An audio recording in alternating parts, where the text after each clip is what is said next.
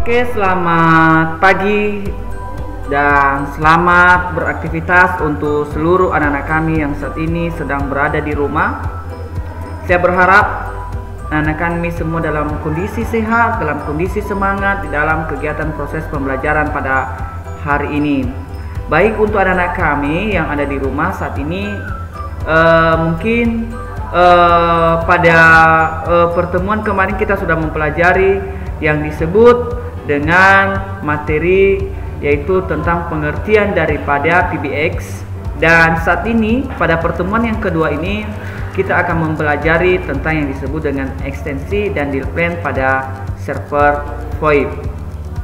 Nah, jadi anak-anak kami yang ada di rumah, tolong nanti video ini ditonton sampai habis dan dipelajari dengan baik. Apabila nanti anak-anak kami ada yang kurang paham, ada yang kurang memahami, karena ini adalah hanya berupa penyampaian materi, karena sebenarnya pada pertemuan ini kita harus melakukan yang namanya praktikum secara langsung pada beberapa sistem, pada beberapa program. Tetapi mengingat karena sistem ini proses pembelajaran kita hanya bisa dilakukan secara proses daring, maka nanti saya akan membuatkan secara tutorialnya. Namun saya harus menyampaikan dulu materinya supaya anak-anak kami lebih memahami. Baik, anak-anak kami yang ada di rumah semuanya, yang pertama dulu tadi sesuai dengan judulnya yaitu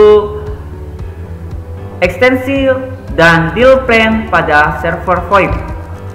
Nah, pertama-tama kita dulu harus mengerti yang disebut dengan yang namanya ekstensi. Nah, apa itu yang disebut dengan ekstensi? Ekstensi itu adalah berupa label, ya, label, ya, berupa label, ya. Bahasa saya terlalu maju, ya, namanya berupa label atau nama dari extension, ya. Jadi extension ini adalah dapat dikatakan nama dari sebuah telepon, ya, nama daripada sebuah telepon, ya, nama daripada sebuah telepon yang disertakan nanti dengan alamatnya. Nah, sama seperti kita memiliki yang namanya sebuah nama. Apa nama itu? Apa fungsinya nama itu? Menandakan identitas seseorang. Nah, pada server VoIP ini juga ada yang disebut dengan nama, yang disebut dengan extension, ya. Extension pada server VoIP ini, ya, itu dapat berupa sebuah string, ya. Namanya itu dapat berupa string, atau string itu dapat dikatakan dia adalah sebuah garis, ya. Dapat juga berupa angka, dapat juga berupa huruf, simbol-simbol yang ada. Nah, ada juga yang berupa ya seperti tadi ada simbol, ya, simbol apa saja yang penting bisa memberikan nama daripada sebuah telepon tersebut, sehingga, ya, pola itu nanti atau nama itu nanti akan dicocokkan ke kemungkinan nomor telepon, di mana nanti nama-nama tersebut akan disatukan dan akan dicocokkan dan akan ibaratnya direkap, sehingga suatu saat di dalam proses komunikasi maka data-data yang sudah terdaftar di dalam server tersebut dapat terlihat siapakah yang akan melakukan proses komunikasi dengan sudah adanya yang disebut dengan label. Tetapi apabila dia tidak memiliki yang namanya label, maka otomatis proses komunikasinya tidak akan berjalan, ya. Kemudian ada yang disebut dengan deal plan. Nah, deal plan itu logo adalah sebagai routing, ya. Nah, kemarin di kelas 2 kita sudah mempelajari proses komunikasi routing langsung dan routing tidak langsung. Apa itu routing tidak langsung?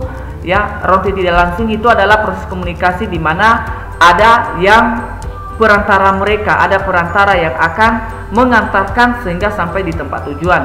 Sementara, ya, kalau secara langsung itu adalah tanpa perantara, artinya kita bisa langsung berkomunikasi secara langsung terhadap nomor yang dituju atau kepada alamat yang dituju.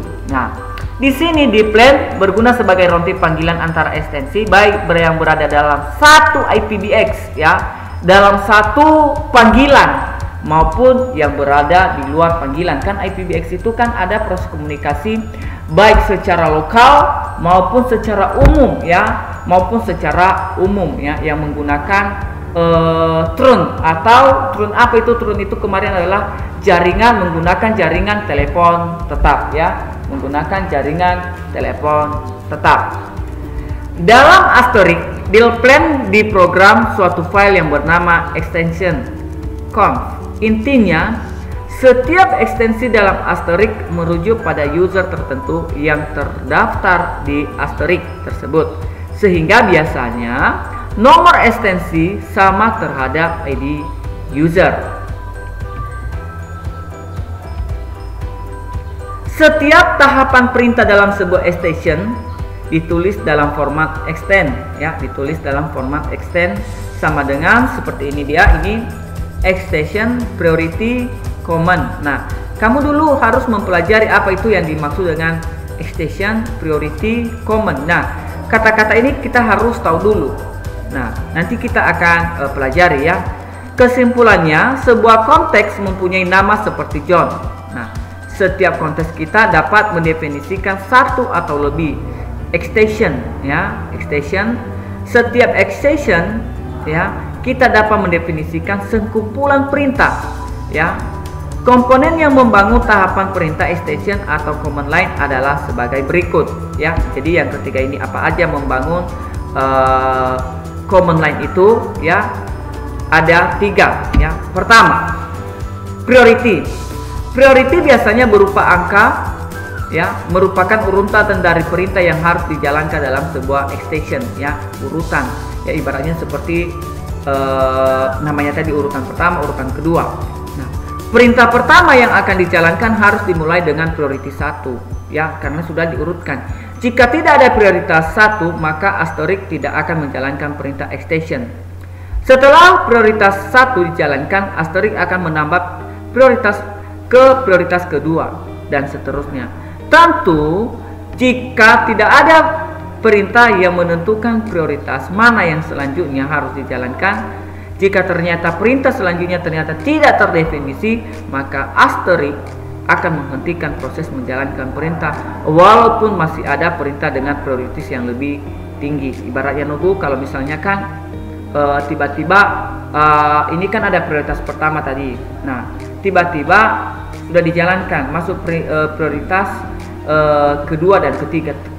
Tiba-tiba prioritas kedua ini tidak ada, maka walaupun ada prioritas ketiga, tetapi karena prioritas kedua tidak ada, maka secara otomatis ya Asterisk akan menghentikan proses menjalankan perintah walaupun masih ada perintah yang akan dijalankannya ya. Jadi proses komunikasinya itu nanti tidak akan bisa berjalan, jadi harus lengkap ya. Kemudian apa itu yang disebut dengan command? Nah, command atau perintah ya, command itu sering dikatakan dia adalah perintah, adalah aplikasi yang akan dijalankan oleh Asterisk ya. Jadi aplikasi apa yang akan digunakan. Yang ketiganya itu adalah parameter.